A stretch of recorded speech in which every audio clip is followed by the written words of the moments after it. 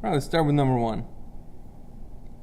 We want to find the perimeter and the area of this parallelogram.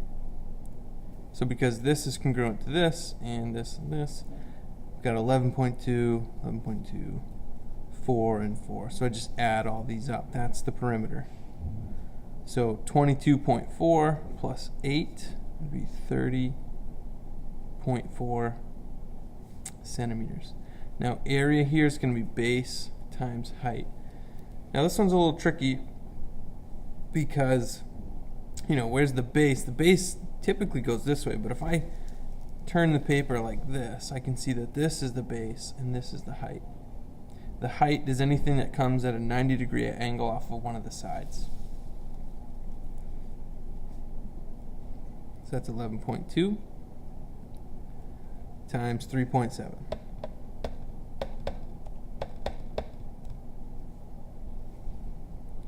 So that's 41.44 square centimeters. Right over here, same thing. Perimeter is going to be pretty easy. Just add this and this, this and this. So that's 24.2 plus 8.4. And then plus another 8.4 again. So the perimeter here is 41 inches. All right, now to find the area, I know what the base is. It's 12.2. I don't know what the height is yet. That's this right here. I'm going to use some trig. So this is 65, so this is as well.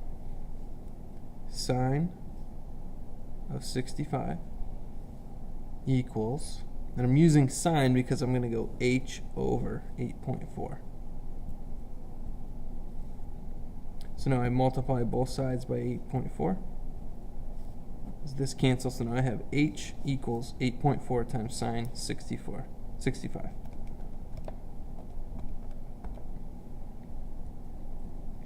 So h is 7.61. So now I'll plug that in to the area formula for h right there. So the area equals 12.2 times 7.61.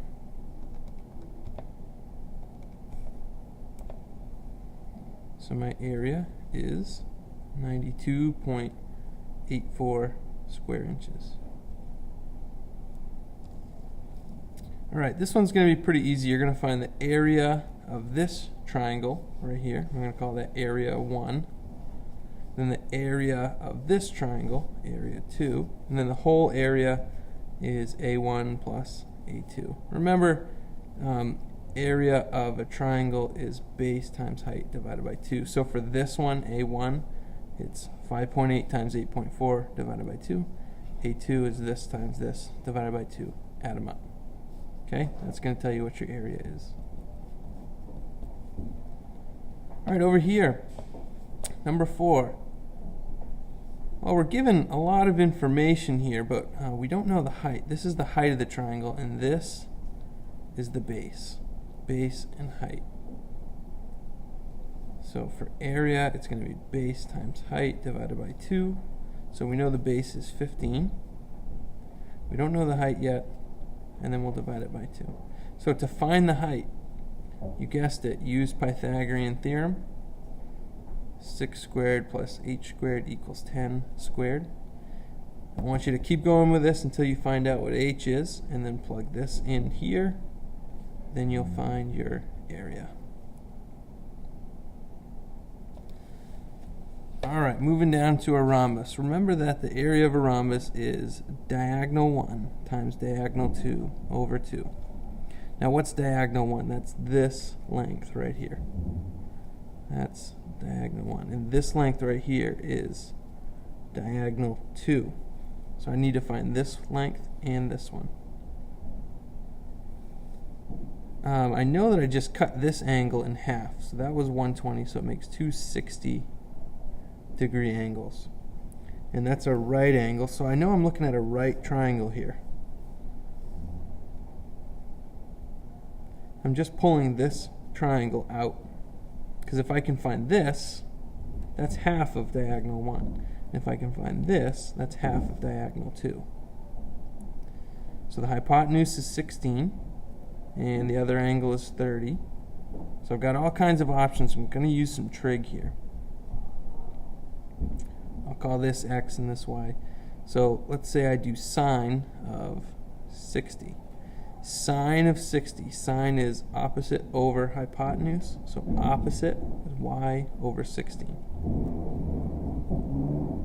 And then I'll solve that for y. So 16 times sine of 60 equals y.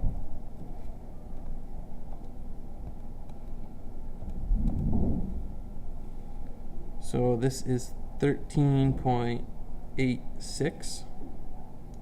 Now if I double that, that's going to give me d2. So d2 right here is 13.86 times 2.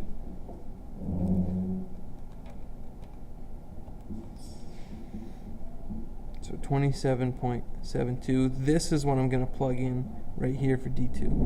You're going to do the same thing to find x. And you can do it a couple of different ways. You can do sine of 30. Sine of 30 is x over 16, or cosine of 30, cosine of 60. Cosine of 60 would be x over 16. So that's what you need to do next. Find x, double it to give you d1, plug them both in and find the area. Last one, I know we're doing a lot of trig here, but that's fine. That's okay. Could I have your attention for the So I need to find the height before I can plug in the area.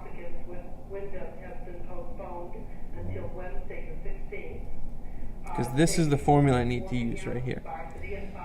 I know that base 1 is 15, base 2 is 5. I don't know the height yet, so I'll find that, and then I'm going to divide it by 2.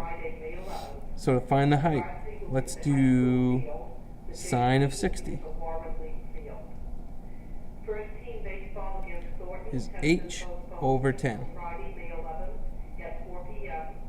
So now I divide both sides, or multiply both sides by 10. So h is, I punched in 10 times sine of 60.